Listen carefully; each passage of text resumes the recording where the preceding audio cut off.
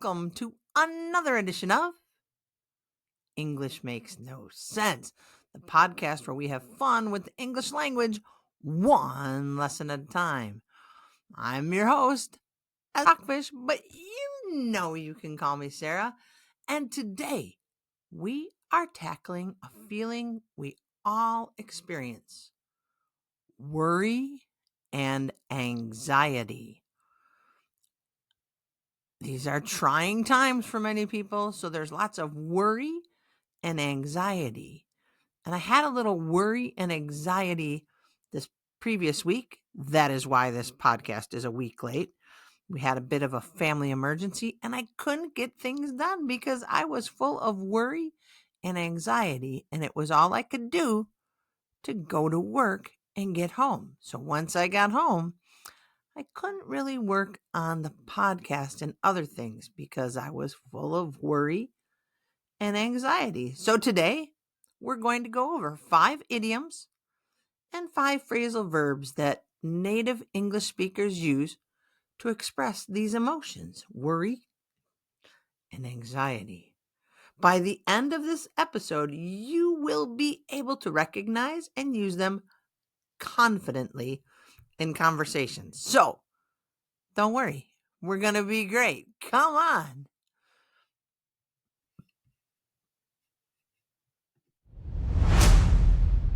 Our first idiom is worried sick. Worried sick. Yeah, worried sick means extremely anxious or concerned. This past week, I was worried sick because my daughter and her family were stuck in the middle of nowhere in Alaska. I was worried sick. I had extreme anxiety and concern. I do not like to be worried sick. What about you? Have you ever been worried sick? This idiom makes sense because you get so full of worry that you don't feel right. So you are worried sick. Okay, idiom number 2, a weight on your shoulders. I know I gotta lose some weight, but a weight on my shoulders?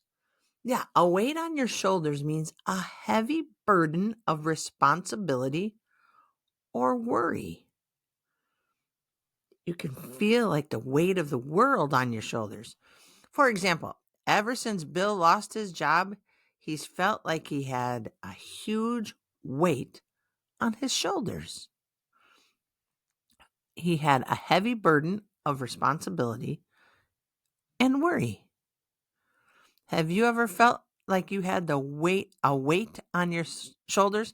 You can almost visualize it, can't you? A big heavy weight on your shoulders, just making life a little bit harder. That's what a heavy burden of responsibility or worry is. A weight on your shoulders. Maybe you don't have a weight on your shoulders. Maybe yours is more on pins and needles.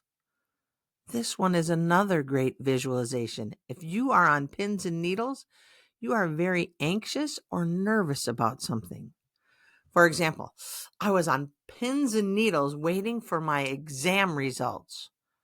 Oh, I was very nervous and anxious about the results of the exam. I was on pins and needles. This past week, I was on pins and needles waiting to see if we could get my daughter some help to get out of where she was. My husband and I were on pins and needles. Have you ever been on pins and needles?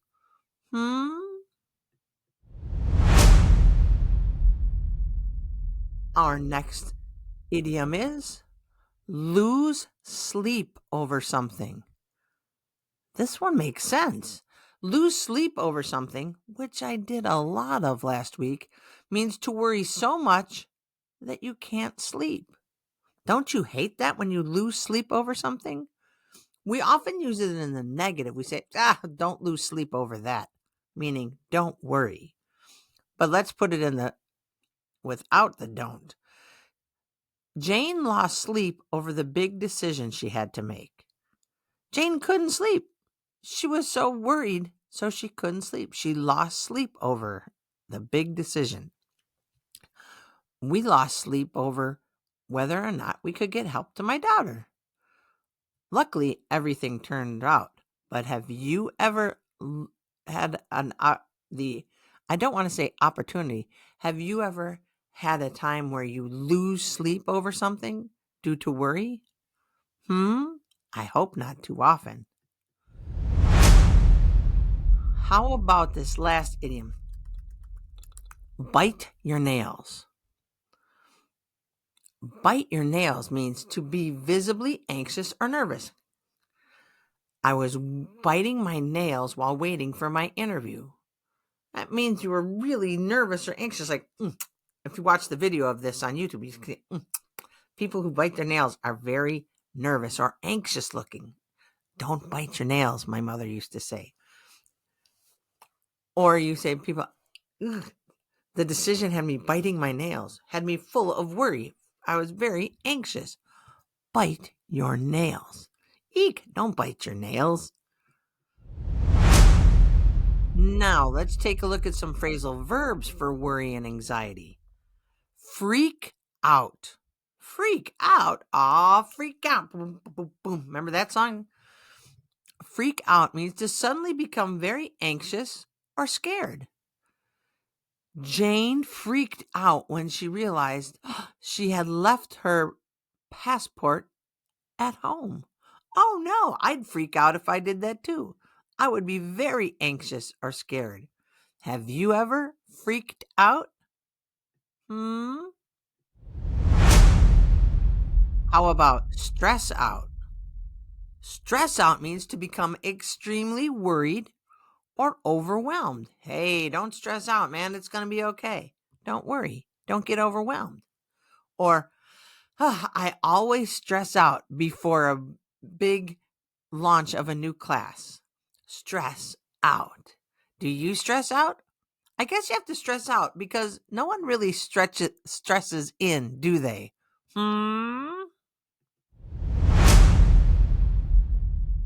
Sometimes we don't stress out, but we dwell on. Dwell on? Yeah, we dwell on something. Dwell on means to think about something too much, usually in a negative way. My mom used to always say, don't dwell on it, Sarah. Don't worry too much don't think too much about something. Here's an example sentence. Try not to dwell on your mistakes. Just learn from them. What a great idea. My mom always said, don't dwell on it. What's done is done. Think about how you can fix it. Don't think too much on something. Just try to relax. Dwell on. Are you someone who dwells on things? Are you? Overthink. If you overthink something, like look over it and then thinking, no, overthink, one word. It's a compound word. Overthink something means to think too much about a situation, often causing more anxiety. Yeah, don't overthink something. Sometimes it's best just to go with the flow. I have a friend who says she overthinks too much, and then everything falls apart. So don't overthink. Here's an example. Bill always overthinks before making a decision. Bill always thinks too much about a situation. It usually causes him a lot of anxiety.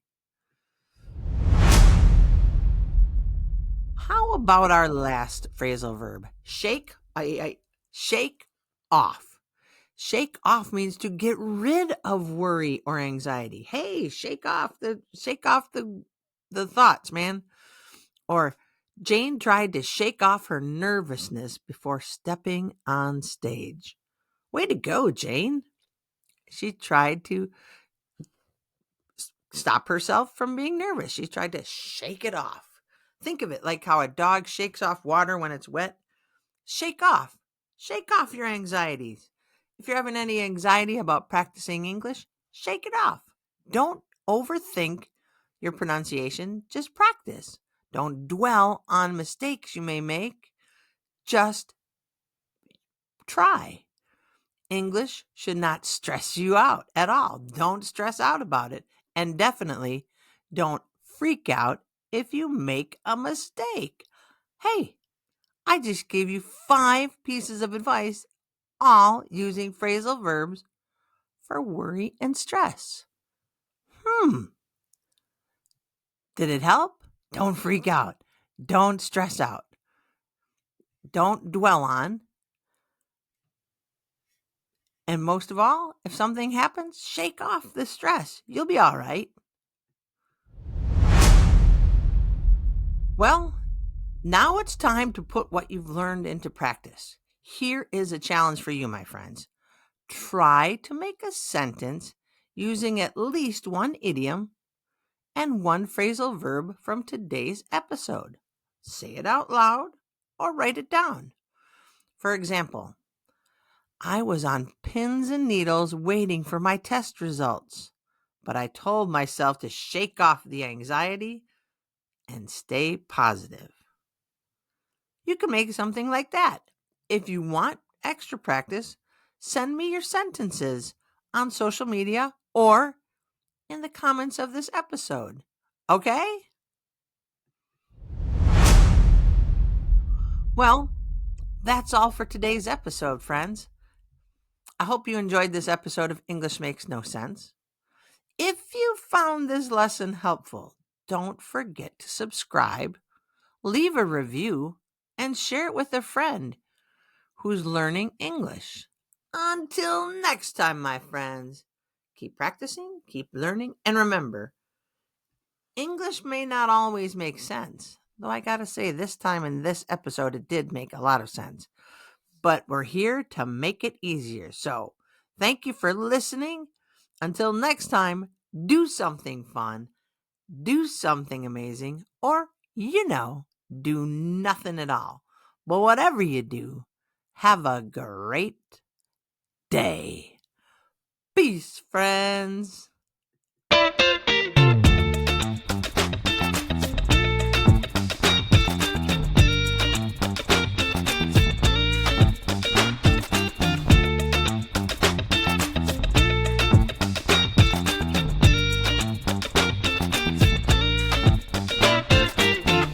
Go on, get out of here. If you like what you listen to, remember to subscribe. And don't forget, I'm on YouTube at English Makes No Sense, TikTok, English Makes No Sense, Facebook and Instagram, all at English Makes No Sense. Soon coming, some online classes and an online self-paced course. Details to follow. Check out my website, www.englishmakesnosense.com. Thanks for staying. Peace.